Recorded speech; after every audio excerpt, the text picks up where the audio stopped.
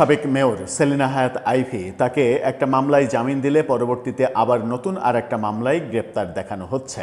Professor ইউনূসের আমল থেকে শুরু করে এখন পর্যন্ত সেই ধারাবাহিকতা অব্যাহত আছে। তাকে একটা মামলায় জামিন দেওয়ার পরে তা পরবর্তীতে আবার এক বা একাধিক মামলায় বারবার কেন নতুন করে নতুন মামলায় তাকে আটক দেখানো হচ্ছে, গ্রেপ্তার দেখানো হচ্ছে, এই প্রশ্নটা আসছে। এই প্রশ্নটা আমার নয়, এই প্রশ্নটা এবার করেছেন একেবারে উচ্চ আদালত, হাইকোর্ট এই প্রশ্নটা করেছেন। প্রশ্নের জবাব চেয়েছেন তিনি সরকারের তারা সরকারের কাছে। আমরা দেখেছি প্রফেসর ইউনূসের মেটিকুলাস শাসন আমলে এই ঘটনা ঘটেছে, সেলিনা হায়াৎ আইভীর ব্যাপারে না, সমস্ত আওয়ামী লীগ নেতাকর্মী কিংবা একেবারে সাধারণ আওয়ামী লীগ সমর্থক তাদের জামিন হলে পরবর্তীতে আর একটা নতুন মামলায় শোন অ্যারেস্ট দেখানোর মেটিকুলাস কাজ কারবার চলেছে। এবং আমরা রাজশাহীর ডিআইজির এরকম একটা চিঠিও দেখেছি। প্রফেসর ইউনূসের শাসনামলে যিনি ডিআইজি হিসেবে নিয়োগ পেয়েছিলেন তিনি এরকম একটা মেটিকুলাস নির্দেশনামা তার অধীনস্থ এসপিদের দিয়েছিলেন যে আওয়ামী লীগের কোনো নেতা কর্মী জামিন পাওয়ার পরে তাকে নতুন মামলায় শোন অ্যারেস্ট দেখিয়ে কারাগারে যেন রাখা যায়। সাম্প্রতিক সময়ে প্রফেসর ইউনূসের মেটিকুলাস আইন উপদেষ্টা আসিফ নজরুল তিনি বিবিসির সঙ্গে সাক্ষাৎকারে এটা স্বীকারও করেছিলেন যে এক মামলায় জামিন পেলে তাকে আবার আরেকটা মামলায় গ্রেপ্তার দেখানো, কিন্তু তিনি বলেছিলেন এটা তো আইন মন্ত্রণালয়ের দোষ নয়, এটা স্বরাষ্ট্র মন্ত্রণালয়ের ব্যাপার, এই ব্যাপারে আমার কিছু বলার নেই। অদ্ভুতরে কি বলবো যে অসংলগ্ন অসামঞ্জস্যপূর্ণ কথাবার্তা বলতে যে প্রফেসর ইউনূসের সরকারের সবগুলো উইং যে একেবারে সিদ্ধহস্ত ছিলেন সেই ব্যাপারগুলো আসিফ নজরুলের বক্তব্য শুনলেই বোঝা যায়। এবার সেলিনা হায়াৎ আইভীর ব্যাপারে আদালত যে বক্তব্য দিল, রীতিমতো রুল জারি করলো, তার ফলে সরকারের জন্য ব্যাপারটা অনেক বেশি বিব্রতকর হয়ে পড়ল।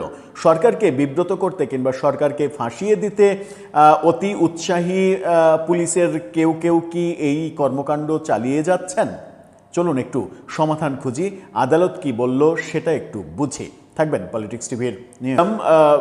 নারায়ণগঞ্জের সাবেক মেয়র সেলিনা হায়াৎ আইভী তাকে একের পর এক নতুন মামলায় গ্রেপ্তার দেখানো, শোন অ্যারেস্ট দেখানো এবং তাকে কারাগারে রাখার অব্যাহত প্রক্রিয়া আমরা দেখছি। এবার আদালত নিজে থেকে এই ব্যাপারে উদ্যোগী হয়েছেন এবং সরকারের প্রতি রুল জারি করেছেন।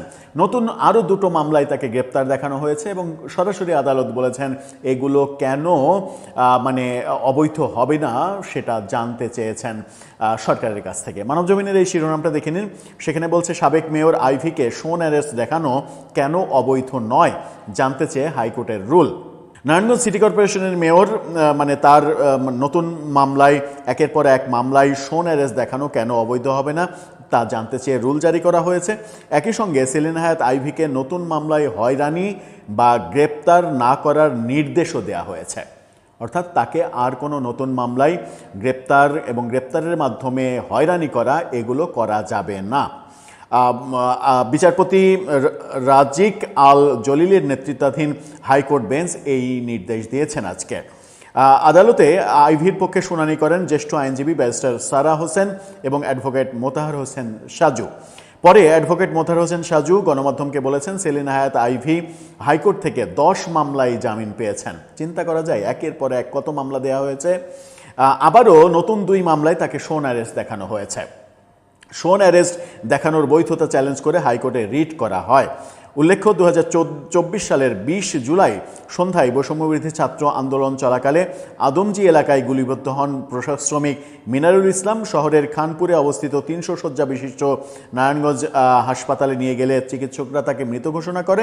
পরদিন গ্রামের বাড়িতে তাকে দাফন করা হয়। এই ঘটনায় 23 সেপ্টেম্বর নিহত মিনারুলের ভাই নাজমুল হক বাদী হয়ে শেখ হাসিনা সহ 132 জনের নামে মামলা করে এবং অজ্ঞাতনামা আরও 300 জনকে আসামি করে সিদ্ধিরগঞ্জ থানায় মামলা করেন। এই মামলায় এজাহারভুক্ত 12 নম্বর আসামি সেলিনা হায়াৎ আইভী।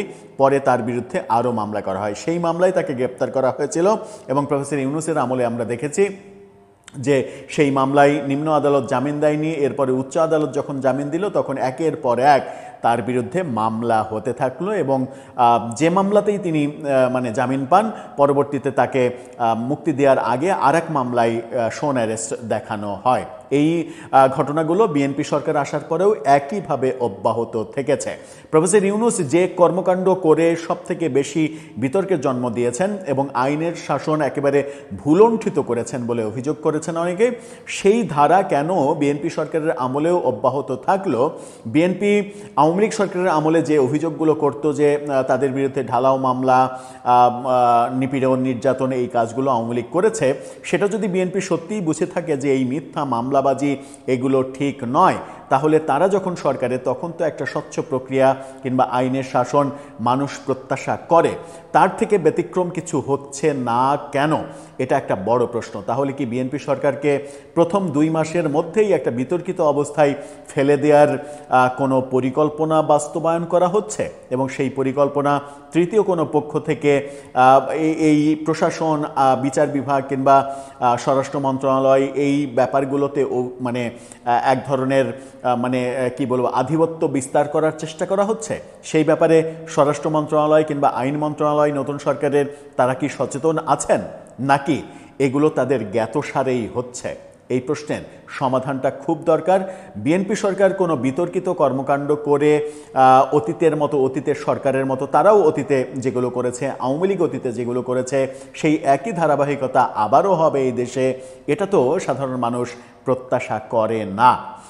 আওয়ামী লীগের যে কয়জন মুষ্টিমেয়, যে কয়জন ক্লিন ইমেজের নেতা এবং সব থেকে জনপ্রিয়, জনসম্পৃক্ততা, নারায়ণগঞ্জে তিনি কিন্তু অ্যারেস্টের রাত পর্যন্ত তিনি তার নিজের বাসাতেই ছিলেন, একটা ফুলের টোকা পর্যন্ত নারায়ণগঞ্জের নাগরিকরা তাকে দেয়নি। সুতরাং তিনি যে সর্বস্তরের মানুষের দলমত নির্বিশেষে সবার কাছে গ্রহণযোগ্য এবং জনপ্রিয়, এটা তো বোঝাই যায়। তো তার মতো একজন ক্লিন ইমেজের মানুষকে নিয়ে যেভাবে ইউনূস সরকার খেলেছে, সেই খেলা এখনও অব্যাহত থাকবে, এটা প্রত্যাশিত নয়। তিনি যদি অপরাধী হন, স্বাক্ষর প্রমাণ দিয়ে বিচারে তাকে শাস্তি দেবেন, এটাই স্বাভাবিক, কিন্তু তাকে আপনি জামিন দেবেন না। জামিন পাওয়ার অধিকার থাকা সত্ত্বেও একটাতে জামিন পেলে আবার আপনি তাকে শোন অ্যারেস্ট দেখাবেন। এই ধারা আসলে সুস্থ রাজনীতির ধারা নয়। দর্শক, আপনার মতামত এ ব্যাপারে জানিয়ে লিখতে পারেন।